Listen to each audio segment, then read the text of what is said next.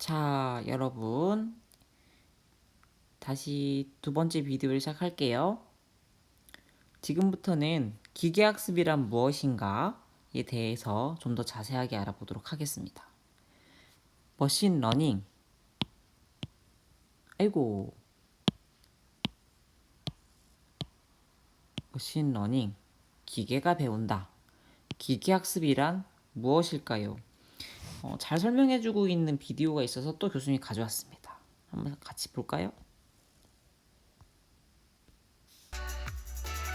지금까지 컴퓨터 사이언스에서 뭔가 일을 처리할 때를 보자고 하면은 예를 들어서 뭐 더하기를 만드는 프로그램을 짜야 돼요. 그러면은 A라는 변수가 오고 B라는 변수가 왔을 때 이 두 개를 더해서 결론을 내라. 그렇게 프로그램을 만들어 놓으면 3이 들어오고 5가 들어오면 8이 나가고 7이 들어오고 10이 들어오면 18이 나가고 그런 식인데, 근데 이제 머신러닝은 블랙박스 안에서 무슨 일이 일어나야 되는지를 정확하게 인간이 설명해 주면 약간 어려운 문제인 거예요. 예를 들자면 3이랑 5가 들어가면 8이 나오고 7이랑 11이 들어가면 18이 나가는 거라는 데이터는 쭉 있는데, 근데 이제 그게 이제 실제 덧셈이라는 걸 사람이 모르는 상황인 거죠. 그래가지고 이제 이 물음표가 뭘까요? 라는 걸 해야 되는 경우가 있는데, 그거를 사람이 찾아가지고 기계한테 알려주면 그거는 그냥 일반적인 컴퓨터 사이언스인 거고, 근데 그냥 물음표가 뭔지를 사람이 안 알려주고 기계한테 네가 직접 찾아라, 대신 데이터를 엄청 많이 줄게 라고 했을 때 그게 약간 머신러닝에 가까운 거죠.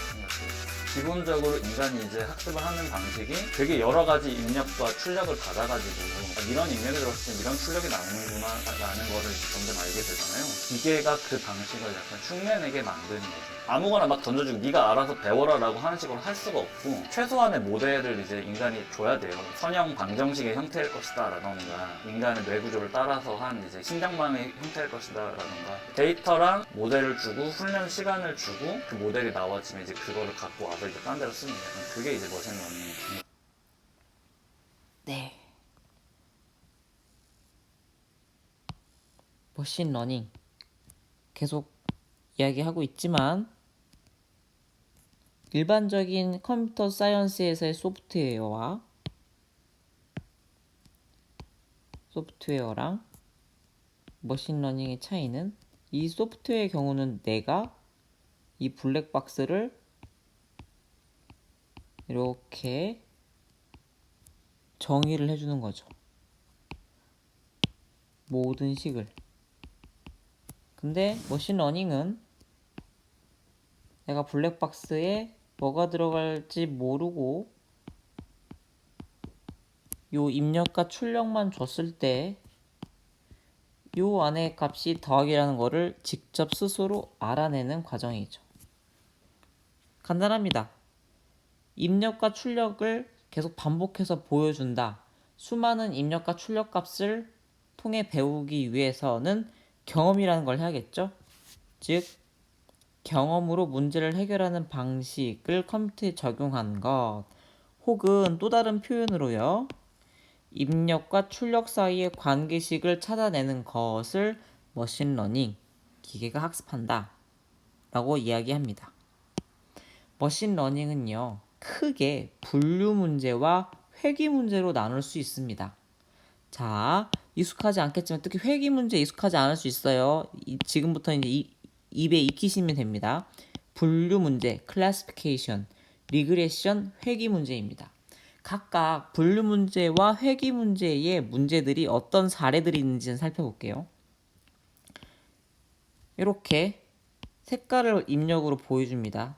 분류기에게 요 빨간 패치를 보여주고, 레드인지 그린인지 블루인지, 레드면 0, 그린이면 1, 블루면 2라고 하는 숫자를 내뱉게 하는 게 바로 분류 문제입니다. 혹은 예시로요, 사과를 자꾸 보여주고 배를 보여주고, 이건 사과야 사과야 사과야, 얘는 배야 배야 배야 알려준 다음 나중에 한 번도 본 적이 없는 사과를 보여줍니다. 이게 뭐게? 라고 물어보는 게 분류 문제예요. 회귀 문제는요, 다음과 같은 데이터를 통해서 예측을 하는 건데요. 예를 들면 이런 거예요. 내가 몸무게가 몇일 때 키가 몇이다. 사람마다 사실 약간의 오차가 있을 수 있잖아요. 이렇게 몸무게와 키의 샘플을 열심히 모읍니다. 그리고 물어보는 거죠. 야, 그 내가 어제 본 친구가 한 80kg 정도 나가 보였는데 키가 대충 몇이나 될까? 와 같이 값을 알고 싶은 그 정밀한 정도는 다를 수 있지만 대략적으로 요와 같은 이런 문제를 풀고 싶은 숫자를 예측하고 싶을 때 사용하는 방법이 회귀 문제입니다. 뭐 주식 예측 이런 것도 다 이 회귀 문제에 들어가는 거예요, 여러분. 정리하면요. 잊어버리셔도 되지만 머신러닝은 분류 문제와 회귀 문제로 나눌 수 있다. 분류 문제는 이와 같이 카테고리를 나누는 거고 회귀 문제는 이와 같이 숫자를 예측하는 거다. 이건 교수님이 이미지 기반의 분류의 사례로 개와 고양이를 구분하는 기술을 가져왔어요. 한번 동영상 보실게요.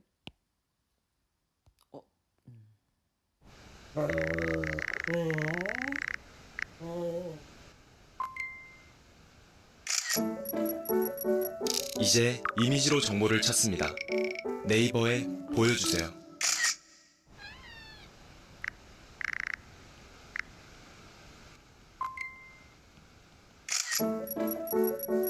이제 이미지로 정보를 찾습니다. 네이버에 보여주세요. 네이버. 요즘 구글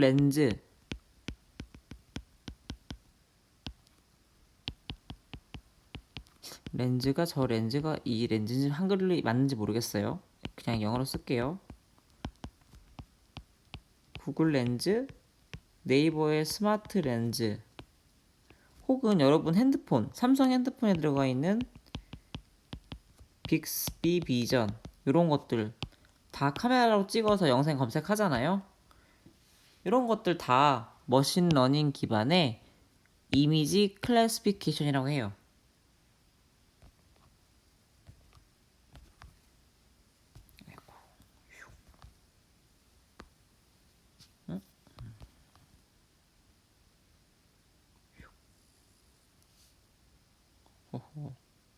끄고 싶은데.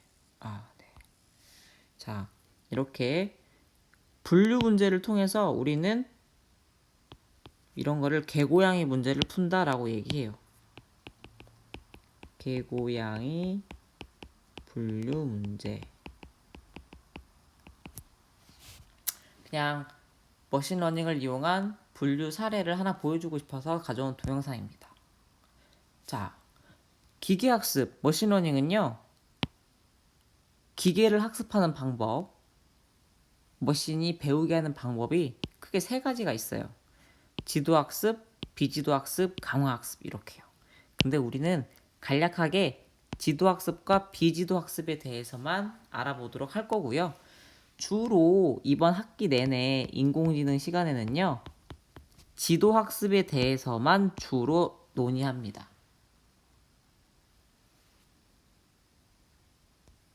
자, 슈퍼바이즈드 러닝이라고 불려지는 게 바로 지도학습이고요. 언슈퍼바이즈드 러닝이라고 하는 게 비지도학습입니다.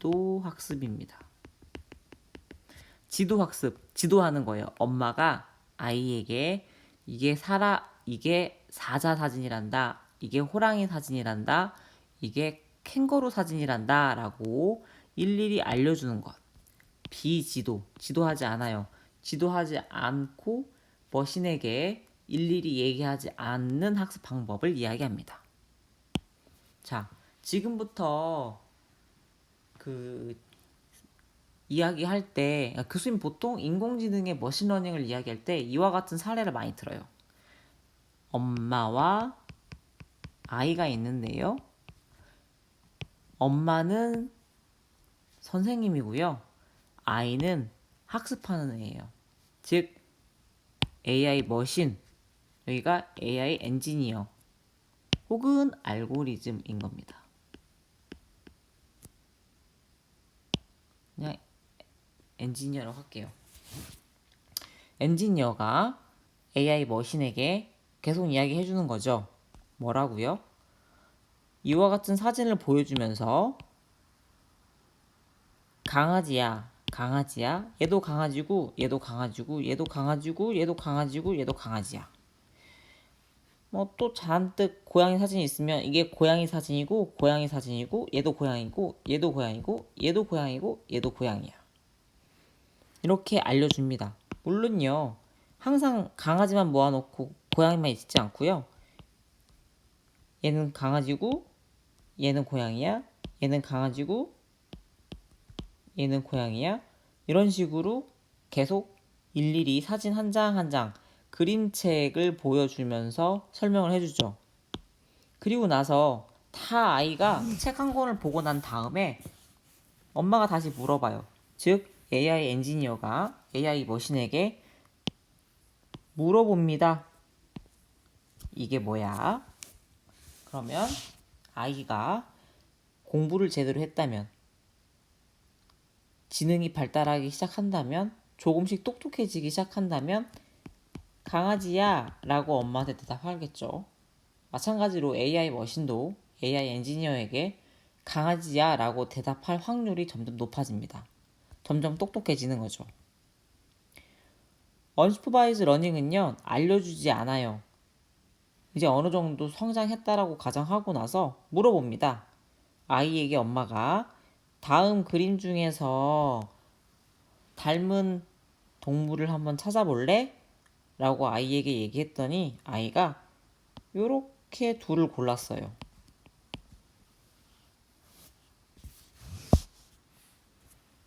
그냥 유사도만 가지고서 대답을 한 거죠. 엄마는 아이에게 어떠한 정답을 학습 과정에서 알려주지 않아요. 자, 결국 교수님은 클래시피케이션 문제를 푼다라고 가정했을 때 머신러닝을 통한 클래시피케이션은요, 이런 겁니다. 다시 한번 예시가 나온 것 같지만 우리가 이 블랙박스의 함수를 구하는 과정이 머신러닝이라고 했잖아요. 분류는요, 이 호랑이가 입력으로 블랙박스에 들어갔을 때 출력으로 0이 나오게 좀 더 수학적으로 접근한 거죠. 고양이라고 하는 영상값이 이렇게 들어갔을 때 출력값으로 1이 나오도록 설계하는 겁니다. 난 잘 모르겠지만 x1이 f에 들어갔을 때 출력값이 0이 나오게 하고요. 요 x1은 호랑이였어요. x2가 들어갔을 때 1이 나오도록 하는 거. x2는 고양이였어요. 그리고 얘는 y1에 해당이 되고 얘는 y2에 해당이 되겠죠? 결국 우리는 입력각 x1, y1은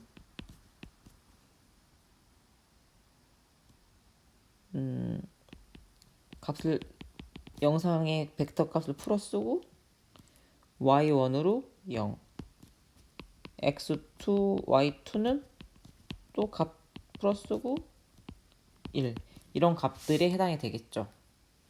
이런 입력과 출력 값을 통해서 f를 구했을 수도 있고요. 이미 이 알고 있는 f를 통해서 요 y를 추론할 수도 있는 겁니다. 이게 좀 더 수학적으로 접근해 본 머신러닝의 분류 문제입니다. 결국 뭐 다른 건 다 모르겠고 머신러닝, 기계가 배운다, 무슨 말이냐?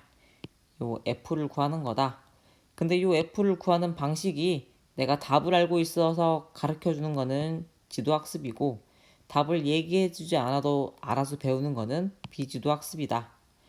학습이라는 과정은 무엇이냐? 요 f를 구하기 위해서 x와 y 값을 계속 넣어주는 거다. 추론이란 무엇이냐? 이미 알고 있는 f와 x를 통해서 y를 알아내는 과정이다. 이런 것들만 여러분들이 교수님이 방금 얘기한 것처럼 얘기할 수 있으면 전체적으로 데피니션 정도는 알고 있다라고 볼 수 있는 겁니다. 자, 다음 슬라이드는 교수님이 그러니까 딥러닝이라고 불리워지는 방법론이 머신러닝의 한 부류라고 하는 거를 보여주고 싶어서 준비한 슬라이드예요. 머신러닝이라고 하는 알고리즘은 딥러닝, 앙상블, 뉴럴 네트워크, 레귤라이제이션, 룰 시스템, 리그레시 너무 이렇게 굉장히 많아요. 이 중에서 요 꼭지인 거예요, 여러분. 요 꼭지들. 특히 딥러닝은 여기 여러분 잘 알고 있는 CNN, 앞으로 자주 듣게 될 CNN은 여기에 있어요. 다시 얘기하지만 인공지능, 머신러닝, 딥러닝 이런 관계에 있다는 거 기억하시면 돼요. 자, 요 그림은요.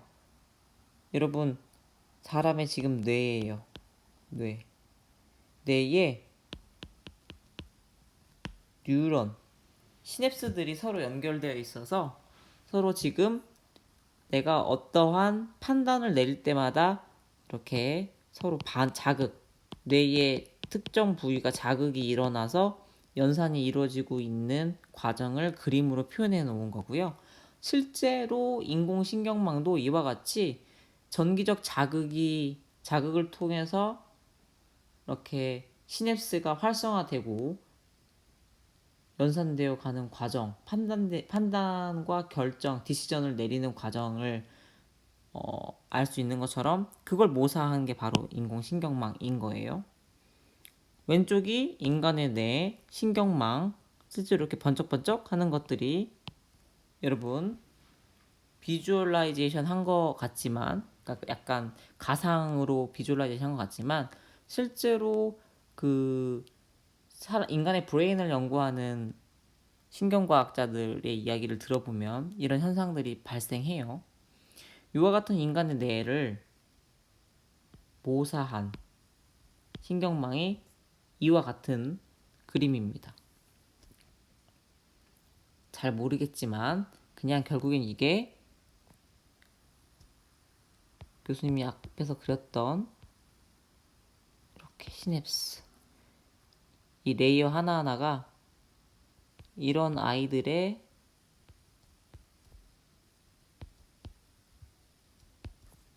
다시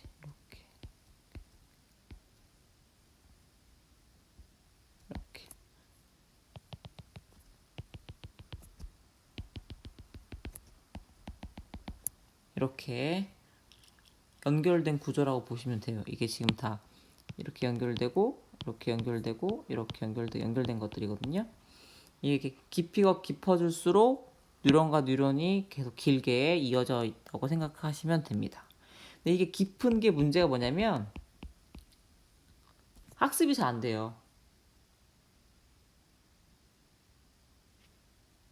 깊어지면 깊어질수록 표현력이 좋아지고 인간의 뇌를 모사할 가능성이 매우 높아진다는 건 알고는 있는데 아직 이 신경망 연구하는 학자들이 학습하는 방법을 잘 몰라서 잘 배우질 못해요. 쉽게 얘기해서는요. 자, 사람의 뇌를 방금 앞에서 얘기했던 뇌의 활성화된 신경망을 비슷하게 지금 인경신경망으로 만들어 놓은 모사한 그림이에요. 즉 사람이 이와 같은 그림을 본다라는 거는 머신이 카메라로 강아지를 봐요. 그리고 이와 같은 인공신경망에 입력값을 넣어주면 사람이 강아지라고 판단한 것처럼 인공신경망도 강아지라고 판단하는 거죠. 중간에 이렇게 활성화되어 있는 것들이 실제로 인공신경망에서도 액티베이션 돼가지고 그 계산을 하는 데 있어서 큰 역할을 한, 그러니까 강아지라고 하는 답을 내는 데 있어서 큰 공헌을 한 애들, 뉴런들 혹은 퍼셉트론들을 이렇게 색깔을 칠해 놓은 거예요. 여기서 이 페이지에서 하고 싶은 말은 결국 인공신경망이란 사람의 뇌를 모사한 것이다. 결국 같은 것이다. 라는 말을 계속 하고 싶은 겁니다. 자, 딥러닝이라고 하는 것. 방금 얘기한 인공신경망, 사람의 뇌를 모사한 인공신경망은 딥러닝이라고 한다. 그건 2012년부터 갑자기 드라마틱하게 발전하기 시작한다. 그 요소 중에 하나가 GPU의 발달, 두 번째가 이미지넷이라고 하는 대용량의 데이터, 그리고 이미지넷 대회를 통해서 뛰어넘은 여러 가지 방법론들. 그 전에 레이어를 깊게 쌓는 거, 즉 깊은 레이어는 뭐랑 동치라 그랬죠, 여러분? 이렇게 사람의 뇌의 시냅스가 복잡하게 연결된 거를 모사하기 위한 방법이 이렇게 레이어를 여러 개 쌓는 거라고 그랬죠? 이 레이어를 여러 개 쌓는다는 거는 이렇게 봐도 돼요, 여러분. 이게 레이어, 레이어, 레이어, 레이어예요. 이게 레이어 1, 2, 3, 4.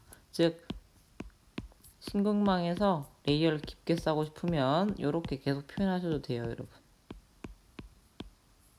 아셨죠? 이렇게 서로 경우의 수 다 따지면 되는 거니까 이렇게. 이게 깊어질수록 레이어가 많아진다. 뉴런 연결이 복잡해진다. 이렇게 보시면 됩니다, 여러분. 자, 깊어질수록 학습이 어려웠다. 근데 학습이 되도록 방법론이 만들어졌다. 1, 2, 3.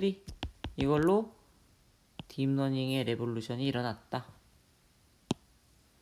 자, 딥러닝 여러 가지 방법론의 레볼루션이 있을 수 있는데 그 중에 가장 큰 수혜자가 영상 분야예요.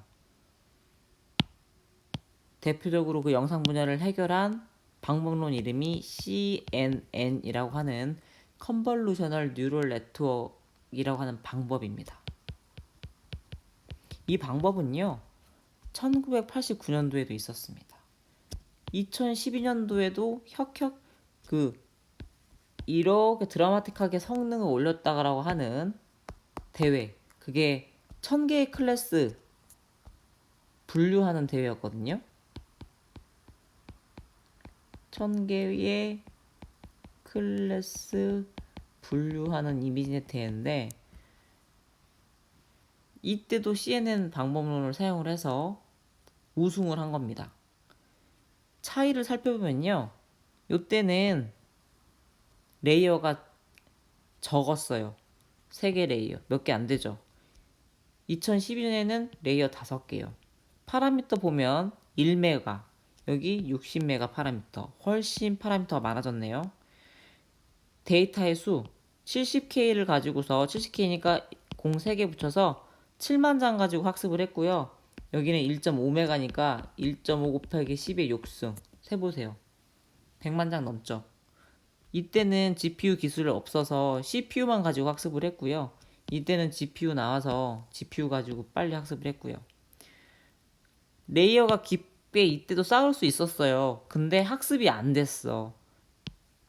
지금은 2012년에는 REL랑 드랍아웃이라는 방법을 통해서 이렇게 복잡하고 깊게 쌓은 네트워크도 학습이 가능하게 됐다. 그럼 여러분 1989년도 당시에 기술을 한번 살펴볼까요? 양레이큰 교수님이 올려놓으셨어요. 이분 뉴욕 대학교의 리쿤 교수님이에요. 리쿤. 사람이 손으로 201 아까 썼던 거 컴퓨터가 인식하는 거 보셨죠? 실제 이 네트워크 쓴 거예요. 이게 르넷이라고 불리워지는 네트워크인데 어때요? 1989년도에도 인식했다는 게 신기한가요? 이때 8비트 컴퓨터였어요. 대부분이.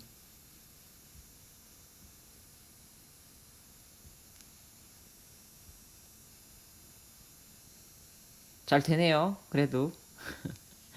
자, 그 다음 2012년도 동영상.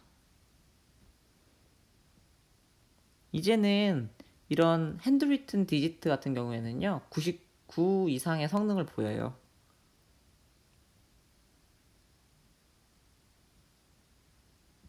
거의 안 틀린다고 보시면 돼요, 여러분.